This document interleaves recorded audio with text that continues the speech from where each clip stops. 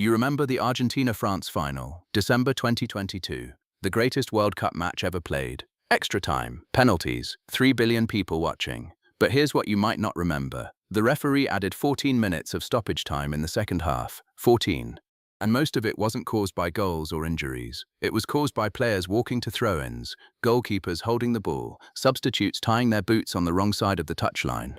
FIFA watched the most important football match in history get hijacked by time wasting.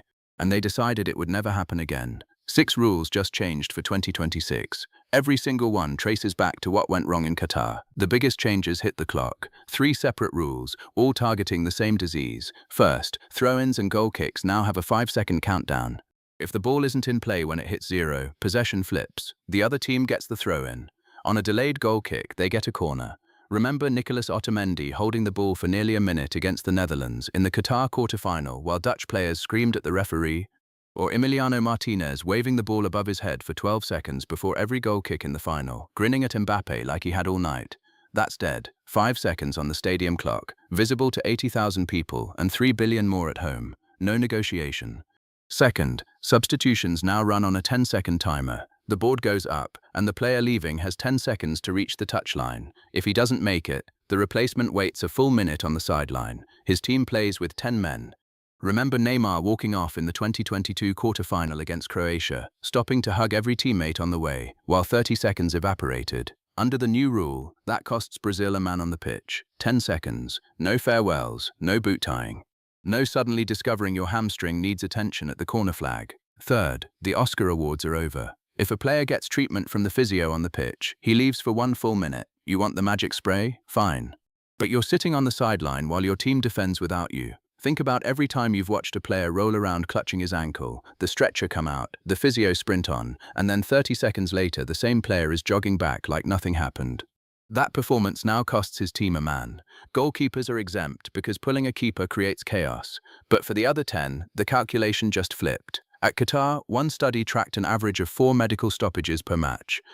Players stayed down for a combined total of 6.5 minutes per game. 6.5 minutes of nothing happening while cameras zoomed in on a man pretending to die. Staying down used to be free, now it has a price.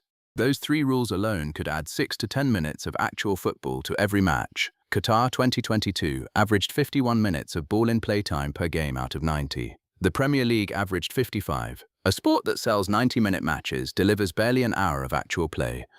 FIFA's betting these rules push that number past 60. We'll see. The second group of changes targets the officials. VAR now covers second yellow cards. That's the one that matters. At Qatar, Granit Xhaka committed 3 bookable fouls against Brazil before finally getting carded.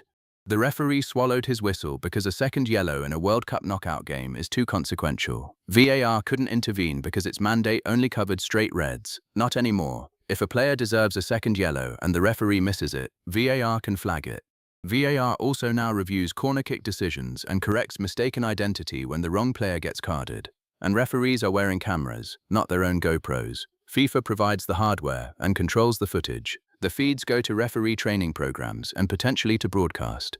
Imagine watching a penalty decision from the referee's exact eye level, seeing the angle he had, understanding that from where he stood, the contact looked different than it did from the overhead camera you were screaming at. It won't change decisions in real time, but it might change how you judge the people making them. Think about that the next time you're screaming at your television. The referee saw something you didn't. Now you'll finally get to see what it was.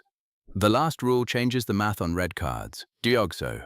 Denying an obvious goal-scoring opportunity. You foul a player who's clean through on goal, that's a red. Previously, if the ref played advantage and a goal was scored anyway, the red dropped to a yellow. Now it drops to nothing. No card at all. The logic is simple. The opportunity wasn't denied.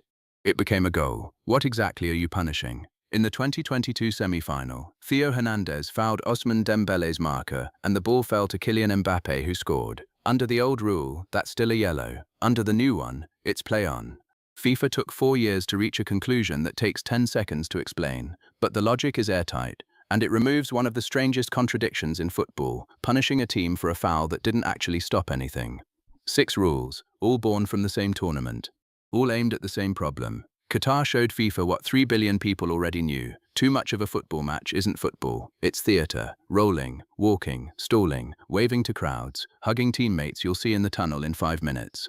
The invisible framework around the game just shifted, and most people watching won't notice until the first countdown clock hits 0 and a throw-in changes hands in the 89th minute. The rules changed because the biggest match ever played proved they had to.